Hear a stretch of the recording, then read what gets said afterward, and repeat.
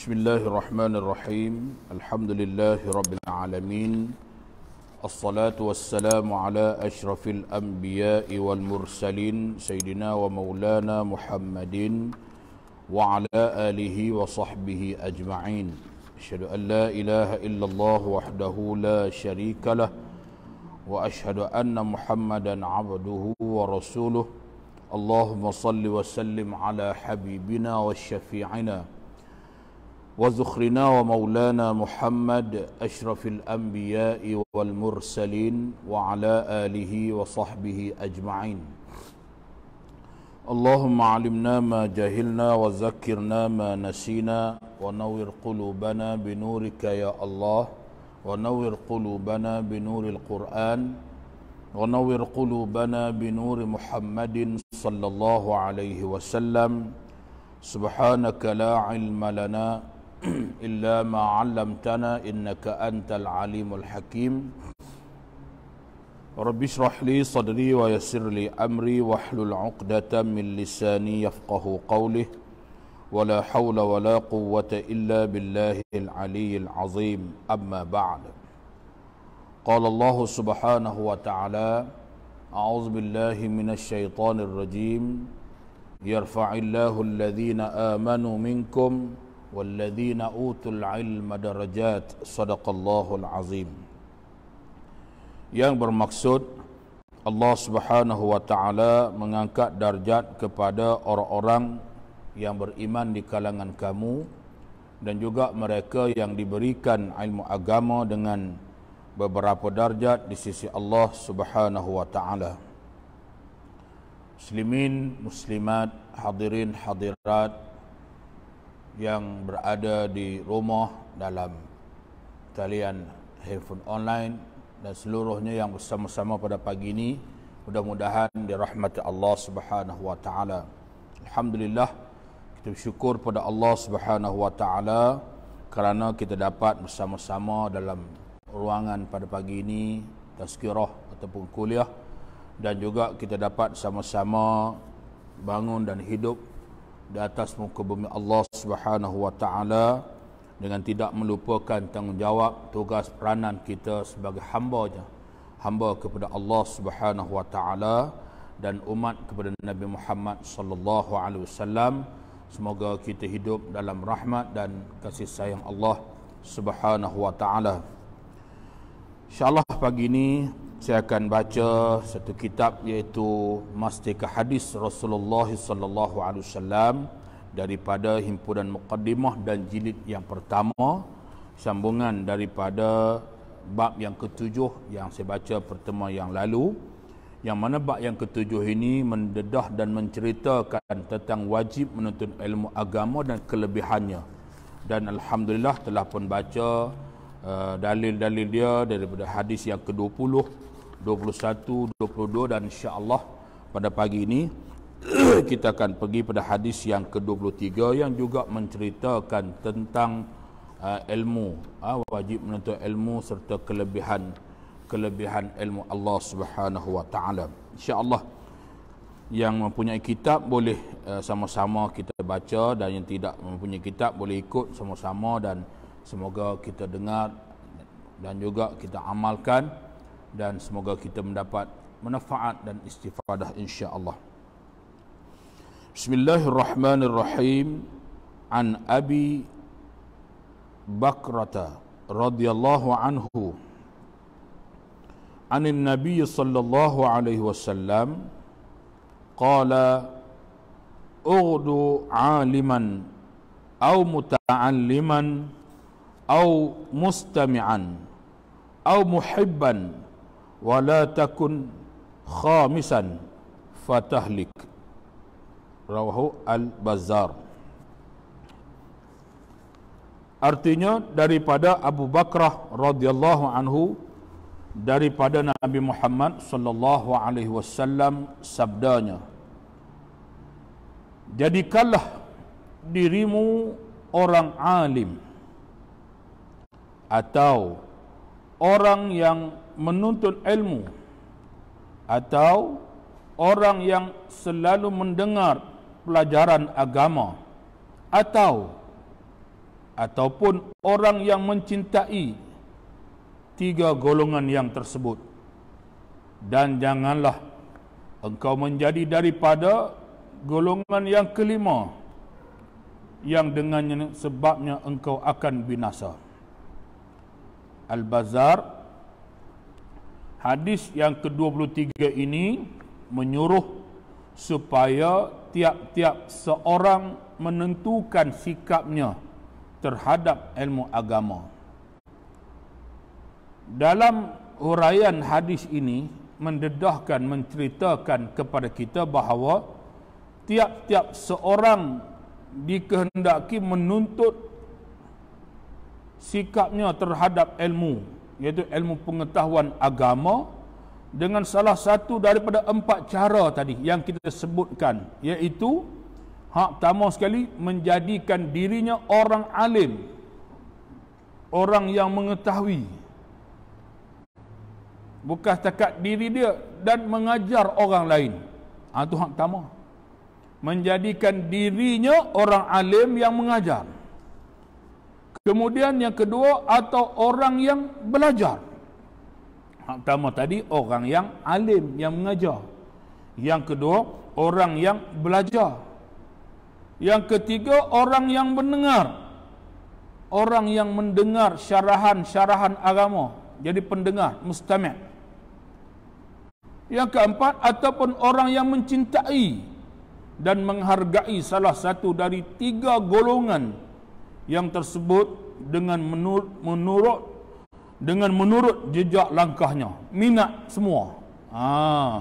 Semua alim pun nak, belajar pun nak, minat pun nak, dengar pun nak belakang.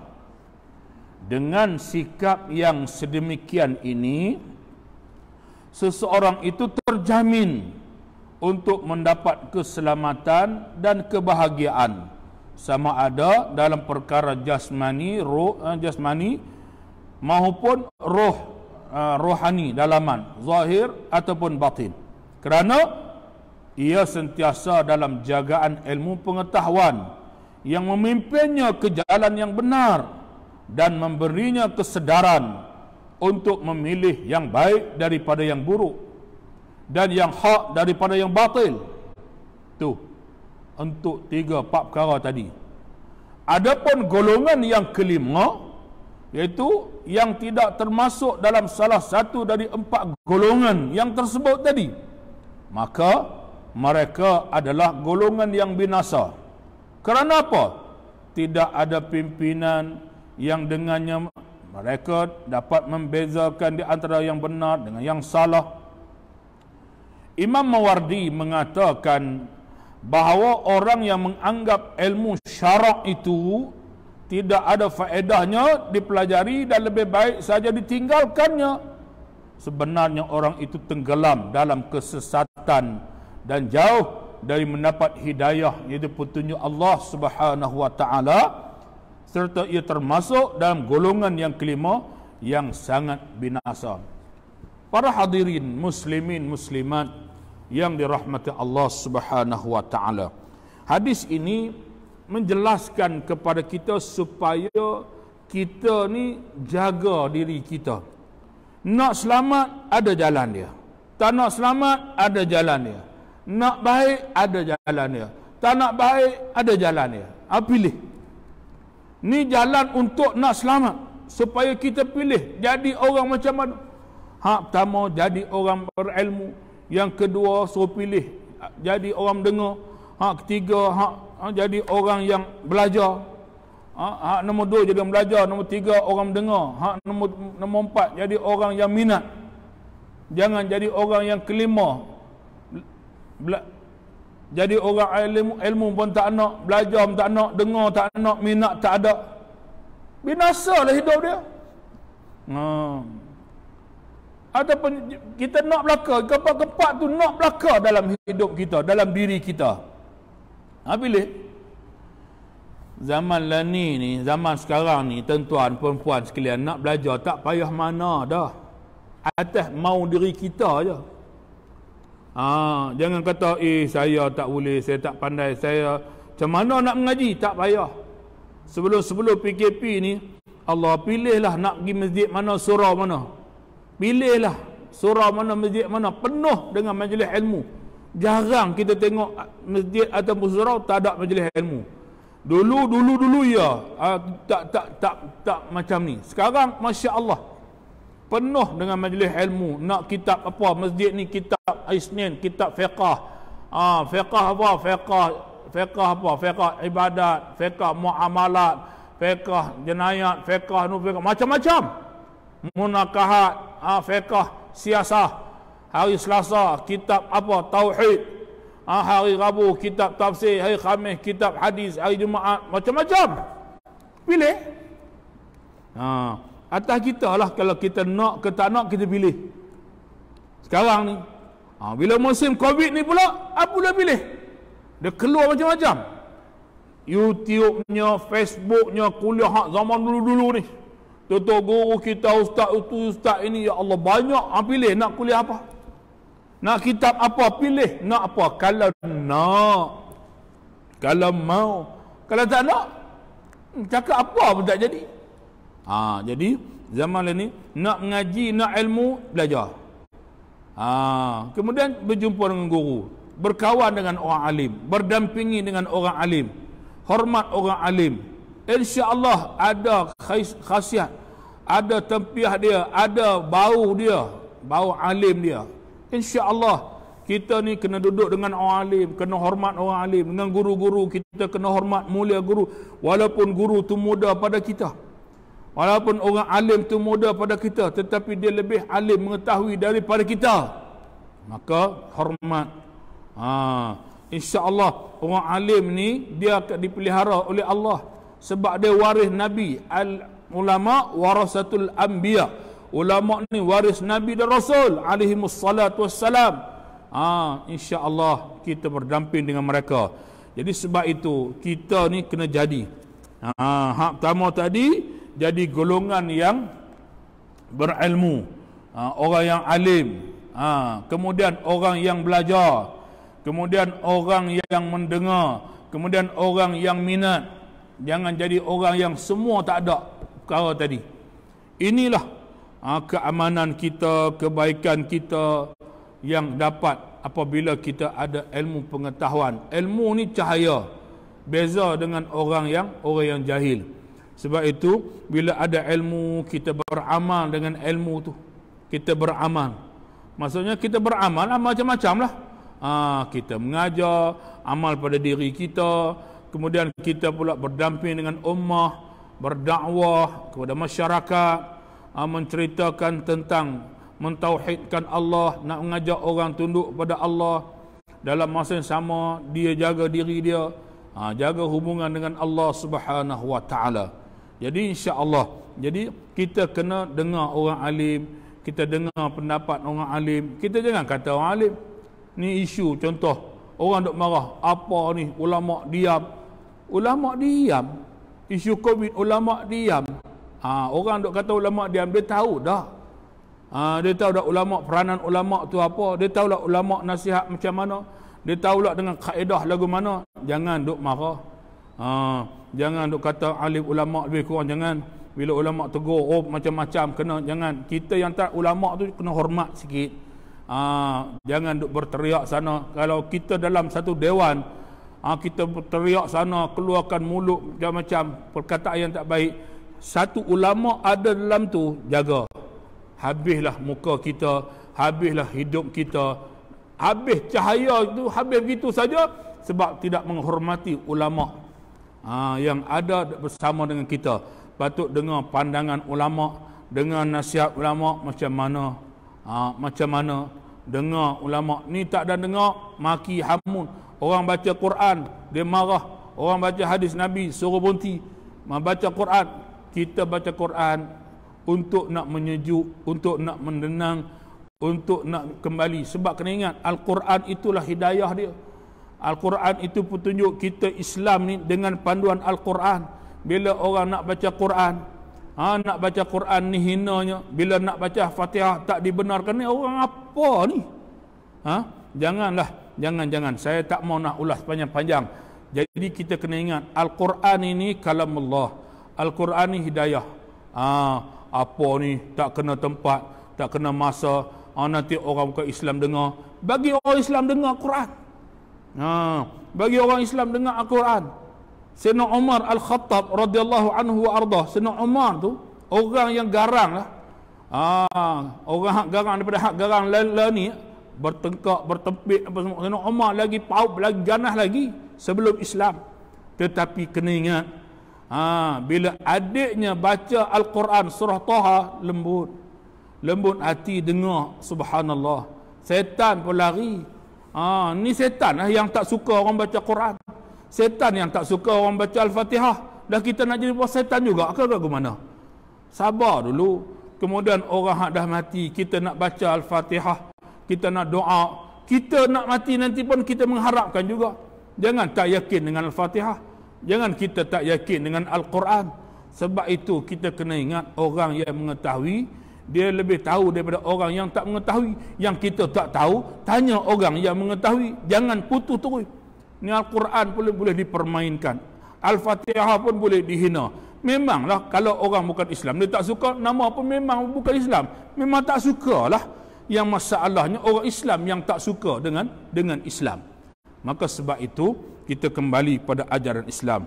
Sebab itu para alim ulama tegurlah, nasihatlah dengan hikmah kepada mereka. Dan kita yang tak ulama ni kena dengar, jangan marah para alim ulama. Ulama ada peranan dia, ulama ada sikap dia. Nabi ajar lebih baik kita berdiam daripada kita bertekak. Kita bagikan orang yang menguruskan, ada bahagian masing-masing. Kita sabarlah. Mulut kena jaga, perkataan kena jaga. Kita semayang bang, duk keluar sana, itu tak bodoh, itu apa, jangan. Lembutkan lidah kita. Tak ada guna kita solat jemaah, tak guna kita apa buat ibadah, tapi mulut kita tak jaga, akhlak kita tak jaga, maki orang kita tak jaga. Maka sebab itulah ni hadis ini nak suruh kita jaga diri kita. Bukan jaga diri kita daripada COVID sahaja, jaga diri kita, takut nanti amalan kita habis kurang, berkat kita terputus. Sebab apa? Sikap dan akhlak perangai kita. Maka marilah sama-sama kita beristighfar. Banyakkan beristighfar. Nak cakap tengok dulu, kalau orang alim pada kita hormat dengar. Kena jaga. Dan orang alim ni kalau dia betul orang alim, dia jaga akhlak dia. Dia jaga, dia tak sombong, dia tak takabur, dia tak tinggi diri, dia tak bongkak, dia tak riak. Tu orang alim. Kalau orang yang mengaji agama, mulut tak jaga, bukan orang mengaji agama, dia hanya belajar tetapi dia tidak membawa agama. Maka kita ni jadi orang yang membawa agama. Sebab itu suruh jadi orang alim dulu. Orang alim yang beramal dengan kealiman. Maksud orang yang mengetahui, yang beramal dengan ilmu yang diamalkan, yang dibelajar. Sebab itu kita hari ini, tuan-tuan, puan-puan, muslimin muslimat yang dirahmati Allah Subhanahu wa taala, kita tak tahu, kita kena cari, dengar elok-elok, dengar orang nasihat, dengar para alim ulama bagi teguran, bagi nasihat. Janganlah kita memaki hamun. Jangan kita, mana ulama, mana peranan ulama, mana dewan ulama, mana. Nanti jangan, kita tak tahu apa, jangan kata orang mengaji ni dia ada cara dia. Pengaduan dia kepada Allah kita tak tahu.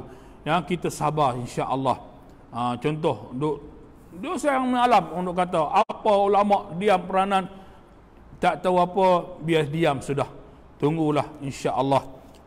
Jangan jaga mulut kita. Yang penting kita jaga diri kita, jaga hal ehwal kita, kerja hak boleh buat kita buat, kerja mana kita jaga, insya-Allah di sana ada kejayaan kita bersama. Muslimin muslimat yang dirahmati Allah Subhanahu wa taala. Dalam masa yang sama ni, selain daripada kita jadi orang berilmu, kita mendengar, kita kena belajar. Belajarlah. Tanya, bagi masuk dalam roh kita ni. Ilmu ni kalau hari-hari kita dengar, dia akan tambah. Untuk maklumat, hari-hari kita dengar hadis, kita dengar Al-Quran, kita baca buku. Setiap pagi, setiap hari kita dengar, dia akan tambah. Apa tambah? tambah pengetahuan, tambah darjat, tambah pahala. Tambah belakalah, yarfa'illahu alladhina amanu minkum walladzina utul ilma darajat. Allah angkat darjat kepada orang-orang yang beriman di kalangan kamu dan juga mereka yang diberikan ilmu. Yang diberikan ilmu dengan beberapa pengetahuan. Angkat darjat orang beriman dan orang berilmu. Allah angkat darjat kemuliaan dia, rezeki dia, kehidupan dia, keberkatan dia. Allah Ta'ala angkat darjat, insya-Allah ni. Bila Allah angkat darjat, banyaklah kebaikan dia. Allah bagi ketenangan diri dia, Allah bagi kesabaran diri dia. Memang dia panah, tetapi Allah bagi kesabaran. Itu darjat hasil dia beramal, dengar, hasil dia mencari, dan minat pula dengan agama, minat pula dengan ilmu agama. Minat ilmu agama hak lain marilah. Ni minat itu minat tak kena masa ni.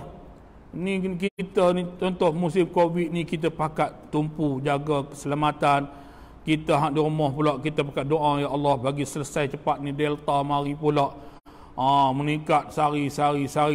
Kita doa jaga, kita cari jalan penyelesaian. Pihak kerajaan pula sentiasa dan selalu mencari jalan untuk menyelesaikan keadaan, membantu kebajikan. Jangan duk berubuk sangat, jangan duk kalut sangat. Orang kita duk kalut sangat ni, sabarlah dulu, tenang dulu. Nak apa tunggu sekali. Kita kan tumpu kepada kebajikan. Pihak kerajaan dah susun apa semua. Pihak kementerian, pihak penguasa, pentadbiran susun semua kebajikan. Nanti nak buat apa ke, nak bakat nak berebut, nak itu, nak ini, nak jadi ketua, nanti dulu sabar sekejap.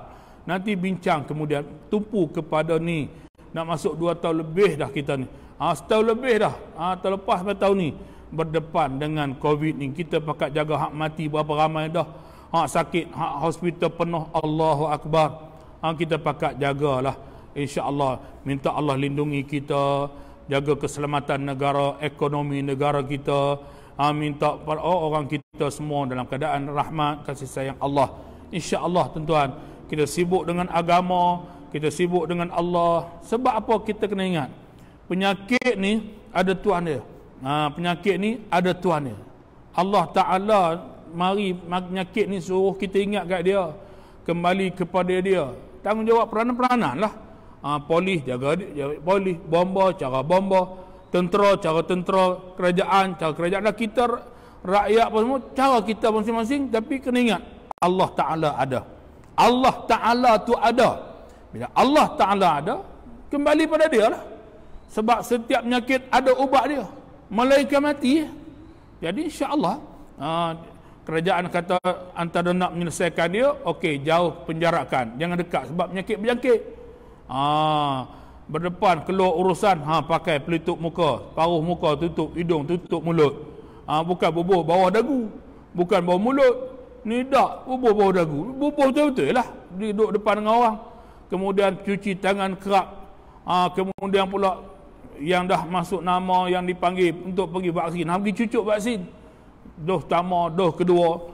Kemudian pula kita pula rasa tak sedap, pergi swab test, tengok lagu mana, negatif ke positif ke. Kita pakat-pakat lah, kita pakat-pakat, insya-Allah semua tu. Kemudian masjid dan surau. Ya, ada masjid dan surau dah boleh operasi, ada masjid dan surau tak boleh beroperasi. Jadi kita ikut keadaan, bukan saja-saja orang tak bagi mari. Ada sebab dah, ada sebab. Yang kita ni tak tahu apa, janganlah duk maki hamun tak tahu apa. Tunggu dulu, tunggu masa. Macam mana tak solat Jumaat? Ada sebab. Ulama dah tegahkan pekat awal lagi. Terlepas dah dijelaskan. Tak perlu kita duk pam-pam, tak payah. Tunggu saja, insya-Allah. Ulama dah jelas, ulama dah tegaskan. Hak ni dah okey boleh solat. Pergi lah. Hak ni dia boleh kuliah, kapasiti 50 orang, kapasiti 100 orang. Bila dah boleh buka, 50 orang pula tak sampai. Yang dulu pekak sangat. Ya sekarang ni tunggulah. Yang dah dibenarkan boleh pergi masjid surau, sila. Tak boleh, buat di rumah. Nama pun suruh duduk di rumah. Untuk apa? Untuk nak memulihkan balik keadaan, untuk nak elok. Ni tak mau nak dengar. Itu yang meningkat. Apa ni sana? Tempat kita pun lagu mana? Orang kata keluar rumah duduk pernah, walaupun duduk kampung, jaga.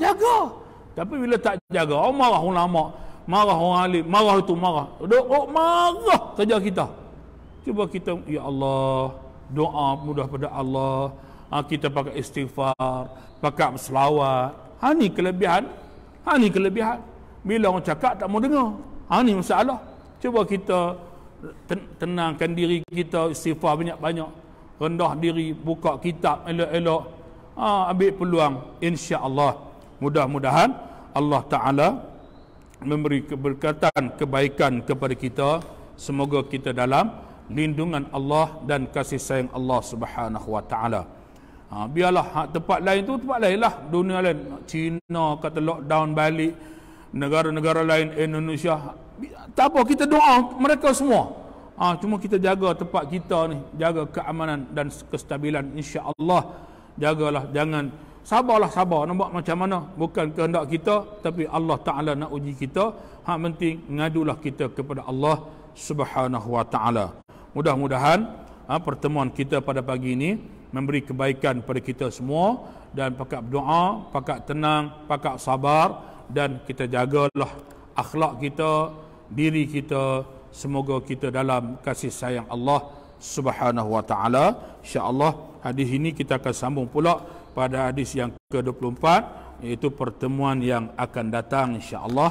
Wallahu alam. A'udzubillahi minasyaitonirrajim. Bismillahirrahmanirrahim. Alhamdulillahirabbil alamin. Assalatu wassalamu ala asyrafil anbiya'i wal mursalin wa ala alihi wa sahbihi ajma'in. Allahumma taqabbal minna du'aana. Allahumma rabbana taqabbal minna a'malana. Allahumma rabbana taqabbal minna ibadatina.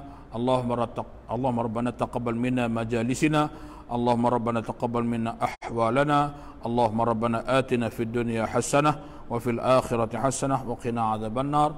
Sallallahu ala sayyidina Muhammad wa ala alihi wa sahbihi ajma'in.